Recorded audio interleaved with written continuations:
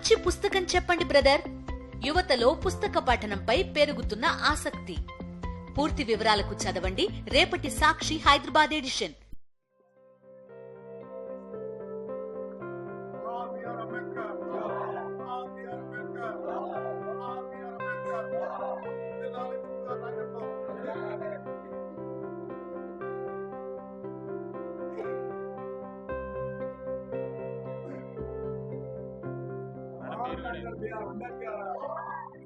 YSR Congress party రాష్ట్ర వ్యాప్తంగా ఈ సందర్భంగా అంబేద్కర్ గారిని స్మరించుకోవాలి, గుర్తు చేసుకోవాలి.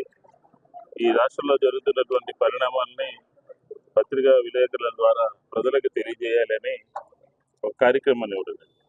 అందులో భాగంగా ఈరోజు రాజ్యాంగ నిర్మాత డాక్టర్ బిఆర్ అంబేద్కర్ గారి చిత్రపటానికి పూలమాలలు వేసి డిప్యూటీ మేయర్ గారు, అలాగే అనితా గారు, శ్రీరాములు గారు, విజయ్ గారు, అలాగే వైఎస్ఆర్ కాంగ్రెస్ పార్టీ శ్రేణులందరూ మేమందరం కూడా ఈ కార్యక్రమంలో పాల్గొంటారు. ముఖ్యంగా రాజ్యాంగం ప్రతి పౌరుడికి కూడా భద్రత కల్పించింది, ప్రతి పౌరుడికి కూడా హక్కులు కల్పించింది. ఆ హక్కులు కానీ, భద్రత కానీ, స్వేచ్ఛ కానీ దాన్ని తూచా తప్పకుండా ఇప్పుడు ఉన్నటువంటి ప్రభుత్వాలు, జాతీయ స్థాయిలో అయితే కేంద్ర ప్రభుత్వం, రాష్ట్రాల స్థాయిలో అయితే రాష్ట్ర ప్రభుత్వము కూడా వారందరికీ కూడా ఆ రాజ్యాంగాన్ని, చట్టాన్ని అమలు చేసి వారందరికీ కూడా భద్రత కల్పించాల్సినటువంటి ఆవశ్యకత ఉంది. కానీ ఈ రాజ్యాంగాన్ని నిర్మించడంలో బిఆర్ అంబేద్కర్ గారు, వారితో పాటు అనేక మంది మేధావులందరూ కూడా ప్రపంచవ్యాప్తంగా ఏ దేశాల్లో ఏ విధమైనటువంటి విధానాలు ఉన్నాయి, ఏ విధమైనటువంటి న్యాయ వ్యవస్థ ఉంది, ఏ విధంగా అధికార వ్యవస్థ ఉంది, ఏ విధంగా లెజిస్లేటివ్ రాజ్యసభ, లోక్సభ, శాసన మండలి, శాసనసభ, అలాగే ఇలాంటివన్నీ ఉన్నాయని కూలంకషంగా అన్ని దేశాల్లో జరుగుతున్నటువంటి విషయాన్ని క్రోడీకరించుకుంటూ ఒక చక్కటి రాజ్యాంగాన్ని 100 సంవత్సరాలు ముందు చూపు కలిగినటువంటి రాజ్యాంగాన్ని నిర్మించుకోవడం జరిగింది, రచించుకోవడం జరిగింది, ఆమోదించుకోవడం జరిగింది. కానీ ఈరోజు ఆంధ్రప్రదేశ్లో ఏం జరుగుతుందో అర్థం కావట్లేదు. శాసనసభలో కూటమి ప్రభుత్వము ప్రతిపక్ష హోదా ఇవ్వడానికి కూడా రాజ్యాంగ ఉల్లంఘన చేస్తారు.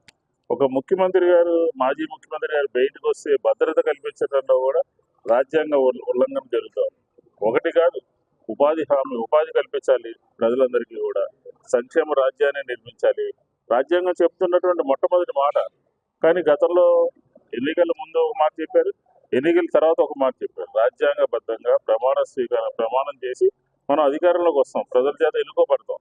కాబట్టి దాన్ని అమలు చేయాల్సినటువంటి గురుతరమైనటువంటి బాధ్యత ప్రభుత్వంలో ఉన్నటువంటి వాళ్ళ మీద ఉంటుంది.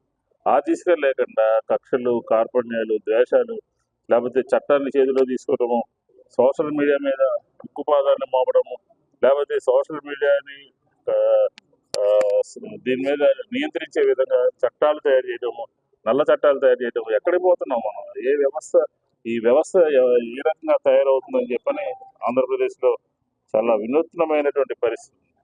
దీన్ని పౌరుల యొక్క, ప్రజల యొక్క, మహిళల యొక్క, రైతుల యొక్క హక్కులు ఆంధ్రప్రదేశ్లో హరించబడుతున్నాయి అని చెప్పని ఈ సందర్భంగా గుర్తు చేసుకుంటూ పెద్ద ఎత్తున ప్రజా పోరాటాలు చేయాల్సినటువంటి అవసరం, ప్రజల్ని చైతన్యపరచాల్సిన అవసరం.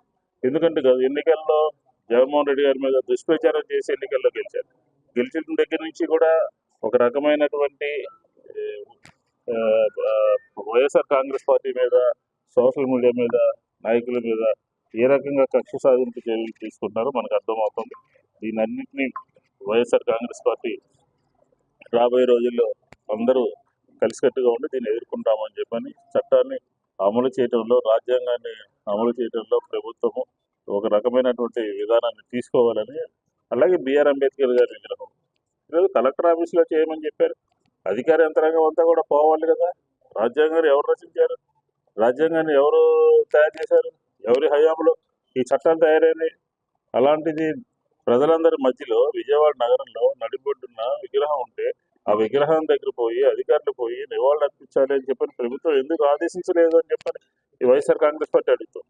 వివక్షత గత ప్రభుత్వం పెట్టింది కాబట్టి అంబేద్కర్ గారి దగ్గరికి ఎవరు వెళ్ళకూడదు, అక్కడ జగన్మోహన్ రెడ్డి గారి బోర్డు తొలగించాలి. కాబట్టి ఇది సరైనటువంటి విధానం కాదు అని వైఎస్ఆర్ కాంగ్రెస్ పార్టీ చెప్తుంది.